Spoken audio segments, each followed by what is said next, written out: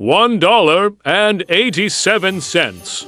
That was all, and 60 cents of it was in pennies.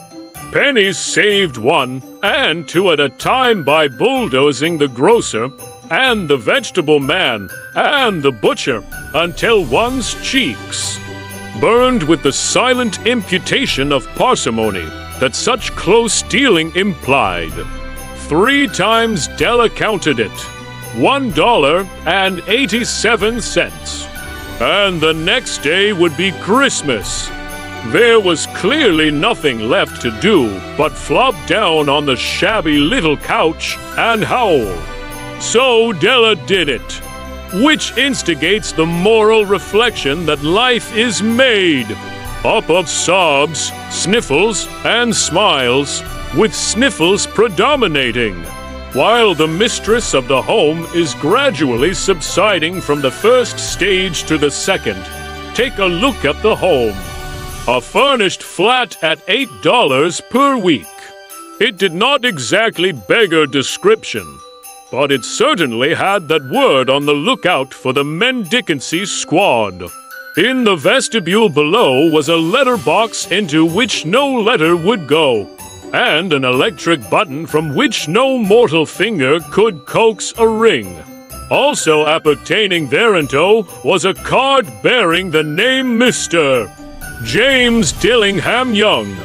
The Dillingham had been flung to the breeze during a former period of prosperity when its possessor was being paid $30 per week. Now, when the income was shrunk to $20, though, they were thinking seriously of contracting to a modest and unassuming D. But whenever Mr. James Dillingham Young came home and reached his flat above, he was called Jim and greatly hugged by Mrs. James Dillingham Young, already introduced to you as Della, which is all very good.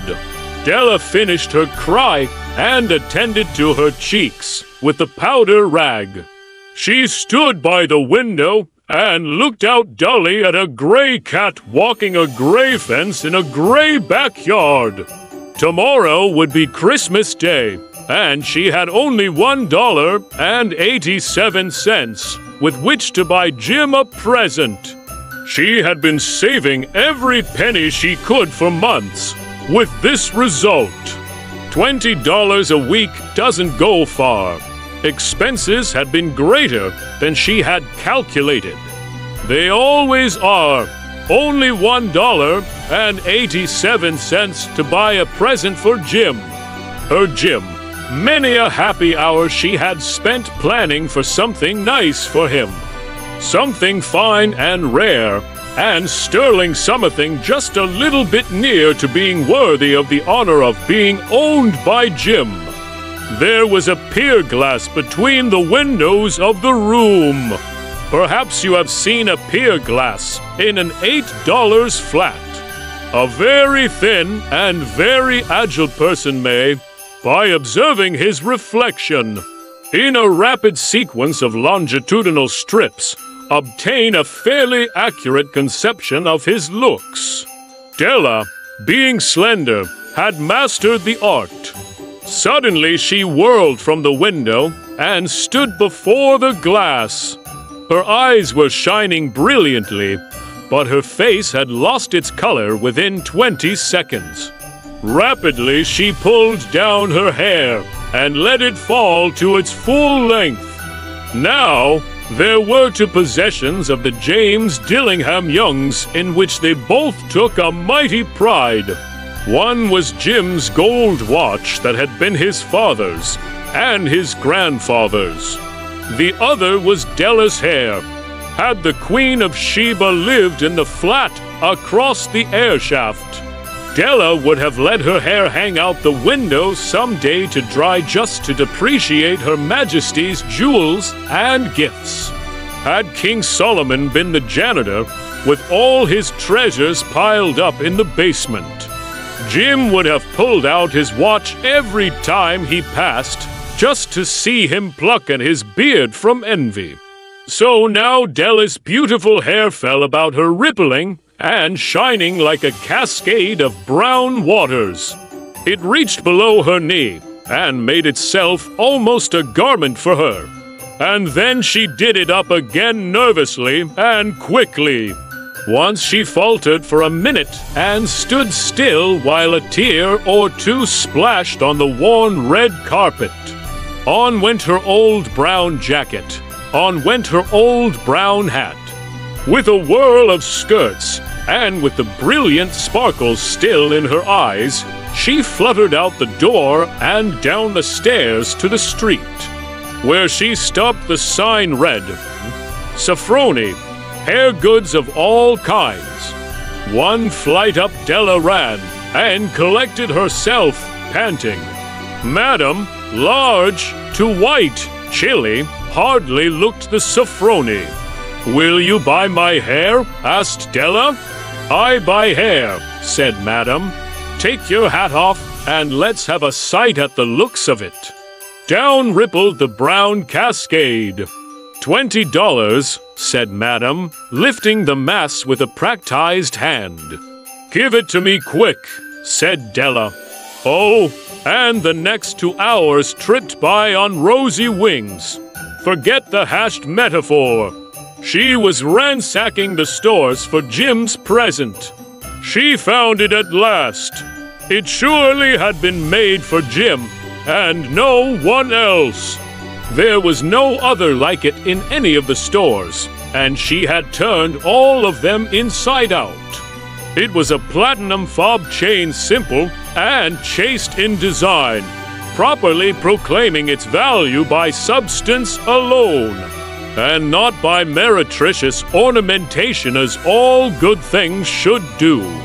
It was even worthy of the watch. As soon as she saw it, she knew that it must be Jim's. It was like him. Quietness and velour description applied to both. $21 they took from her for it, and she hurried home with the 87 cents.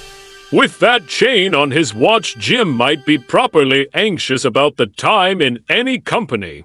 Grand as the watch was, he sometimes looked at it on the sly on account of the old leather strap that he used in place of a chain.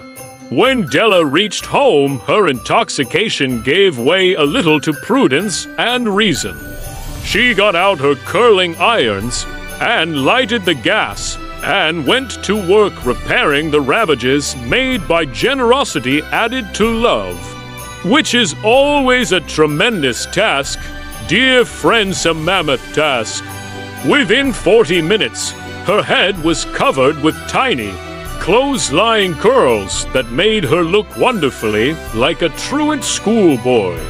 She looked at her reflection in the mirror long, carefully, and critically. If Jim doesn't kill me, she said to herself, before he takes a second look at me, he'll say I look like a Coney Island chorus girl. But what could I do? What could I do with $1.87? At 7 o'clock the coffee was made, and the frying pan was on the back of the stove hot and ready to cook the chops. Jim was never late. Della doubled the fob chain in her hand and sat on the corner of the table near the door that he always entered. Then she heard his step on the stairway down on the first flight, and she turned white for just a moment. She had a habit of saying a little silent prayer about the simplest everyday things. And now she whispered, "Please God, make him think I am still pretty." The door opened and Jim stepped in and closed it. He looked thin and very serious. Poor fellow, he was only 22 and to be burdened with a family. He needed a new overcoat, and he was without gloves. Jim stopped inside the door, as immovable as a setter at the scent of quail. His eyes were fixed upon Della, and there was an expression in them that she could not read, and it terrified her. It was not anger, nor surprise, nor disapproval, nor horror, nor any of the sentiments that she had been prepared for. He simply stared at her fixedly with that peculiar expression on his face. Della wriggled off the table and went for him. "Jim, darling," she cried, "don't look at me that way. I had my hair cut off and sold because I couldn't have lived through Christmas without giving you a present. It'll grow out again, you won't mind, will you? I just had to do it. My hair grows awfully fast. Say Merry Christmas, Jim, and let's be happy. You don't know what a beautiful, nice gift I've got for you." "You've cut off your hair?" asked Jim, laboriously, as if he had not arrived at that patent fact yet, even after the hardest mental labor. "Cut it off and sold it," said Della. "Don't you like me just as well, anyhow? I'm me without my hair, ain't I?" Jim looked about the room curiously. "You say your hair is gone," he said, with an air almost of idiocy. "You needn't look for it," said Della. "It's sold, I tell you, sold and gone, too. It's Christmas Eve, boy. Be good to me, for it went for you. Maybe the hairs of my head were numbered," she went on with sudden serious sweetness, "but nobody could ever count my love for you. Shall I put the chops on, Jim?" Out of his trance, Jim seemed quickly to wake. He enfolded his Della. "For 10 seconds, let us regard with discreet scrutiny some inconsequential object in the other direction. $8 a week or $1 million a year, what is the difference? A mathematician or a wit would give you the wrong answer. The Magi brought valuable gifts, but that was not among them. This dark assertion will be illuminated later on." Jim drew a package from his overcoat pocket and threw it upon the table. "Don't make any mistake, Dell," he said, "about me. I don't think there's anything in the way of a haircut, or a shave, or a shampoo that could make me like my girl any less. But if you'll unwrap that package, you may see why you had me going a while at first." White fingers and nimble tore at the string and paper, and then an ecstatic scream of joy. And then, alas, a quick feminine change to hysterical tears and wails, necessitating the immediate employment of all the comforting powers of the Lord of the Flat. For there lay the const set of combs, side and back, that Della had worshipped long in a Broadway window. Beautiful combs, pure tortoise shell, with jeweled rims just the shade to wear in the beautiful vanished hair. They were expensive combs, she knew, and her heart had simply craved and yearned over them without the least hope of possession. And now they were hers, but the dresses that should have adorned the coveted adornments were gone. But she hugged them to her bosom, and at length she was able to look up with dim eyes and a smile and say, "My hair grows so fast, Jim." And then Della leaped up like a little singed cat and cried, "Oh, oh!" Jim had not yet seen his beautiful present. She held it out to him eagerly upon her open palm. The dull precious metal seemed to flash with a reflection of her bright and ardent spirit. "Isn't it a dandy, Jim? I hunted all over town to find it. You'll have to look at the time 100 times a day now. Give me your watch. I want to see how it looks on it." Instead of obeying, Jim tumbled down on the couch and put his hands under the back of his head and smiled. "Dell," said he, Let's put our Christmas presents away and keep 'em a while. They're too nice to use just at present. I sold the watch to get the money to buy your combs. And now suppose you put the chops on. The Magi, as you know, were wise men wonderfully. Wise men will brought gifts to the babe in the manger. They invented the art of giving Christmas presents. Being wise, their gifts were no doubt wise ones, possibly bearing the privilege of exchange in case of duplication. And here I have lamely related to you the uneventful chronicle of two foolish children in a flat who most unwisely sacrificed for each other the greatest treasures of their house. But in a last word to the wise of these days, let it be said that of all who give gifts, these two were the wisest. Of all who give and receive gifts, such as they are wisest.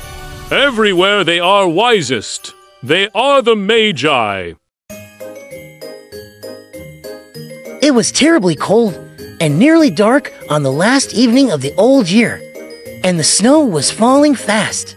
In the cold and the darkness, a poor little girl, with bare head and naked feet, roamed through the streets. It is true, she had on a pair of slippers when she left home, but they were not of much use. They were very large slippers, which her mother had hitherto worn. So large were they, and the poor little thing lost them as she scuffled away across the street, because of two carriages that rolled by dreadfully fast. One slipper was nowhere to be found. The other had been laid hold of by an urchin, and off he ran with it. He thought it would do capitally for a cradle when he someday or other should have children himself. So the little maiden walked on with her tiny naked feet that were quite red and blue from cold. She carried a quantity of matches in an old apron, and she held a bundle of them in her hand. Nobody had bought anything of her the whole livelong day. No one had given her a single farthing. She crept along trembling with cold and hunger, a very picture of sorrow, the poor little thing. The flakes of snow covered her long fair hair, which fell in beautiful curls around her neck. But of that, of course, she never once now thought. From all the windows the candles were gleaming, and it smelt so deliciously of roast goose, for you know it was New Year's Eve. Yes, of that she thought. In a corner formed by two houses, of which one advanced more than the other, she seated herself down and cowered together. Her little feet she had drawn close up to her, but she grew colder and colder, and to go home she did not venture, for she had not sold any matches, and could not bring a farthing of money. From her father she would certainly get blows, and at home it was cold too, for above her she had only the roof, through which the wind whistled, even though the largest cracks were stopped up with straw and rags. Her little hands were almost numbed with cold. Oh, a match might afford her a world of comfort, if she only dared take a single one out of the bundle, draw it against the wall, and warm her fingers by it. She drew one out. Rished, how it blazed, how it burnt! It was a warm, bright flame, like a candle. As she held her hands over it, it was a wonderful light. It seemed really to the little maiden as though she were sitting before a large iron stove, with burnished brass feet and a brass ornament at top. The fire burned with such blessed influence. It warmed so delightfully. The little girl had already stretched out her feet to warm them too. But the small flame went out. The stove vanished. She had only the remains of the burnt-out match in her hand. She rubbed another against the wall. It burned brightly, and where the light fell on the wall, there the wall became transparent like a veil, so that she could see into the room. On the table was spread a snow-white tablecloth. Upon it was a splendid porcelain service, and the roast goose was steaming famously, with its stuffing of apple and dried plums. And what was still more capital to behold was, the goose hopped down from the dish, reeled about on the floor, with knife and fork in its breast, till it came up to the poor little girl. When the match went out and nothing but the thick, cold, damp wall was left behind, she lighted another match. Now there she was sitting under the most magnificent Christmas tree. It was still larger and more decorated than the one which she had seen through the glass door in the rich merchant's house. Thousands of lights were burning on the green branches and gaily colored pictures, such as she had seen in the shop windows, looked down upon her. The little maiden stretched out her hands towards them when the match went out. The lights of the Christmas tree rose higher and higher. She saw them now as stars in heaven. One fell down and formed a long trail of fire. "Someone is just dead," said the little girl, for her old grandmother, the only person who had loved her, and who was now no more, had told her that when a star falls, a soul ascends to God. She drew another match against the wall. It was again light, and in the luster there stood the old grandmother, so bright and radiant, so mild, and with such an expression of love. "Grandmother," cried the little one, "oh, take me with you. You go away when the match burns out. You vanish like the warm stove, like the delicious roast goose, and like the magnificent Christmas tree." And she rubbed the whole bundle of matches quickly against the wall, for she wanted to be quite sure of keeping her grandmother near her. And the matches gave such a brilliant light that it was brighter than at noonday. Never formerly had the grandmother been so beautiful and so tall.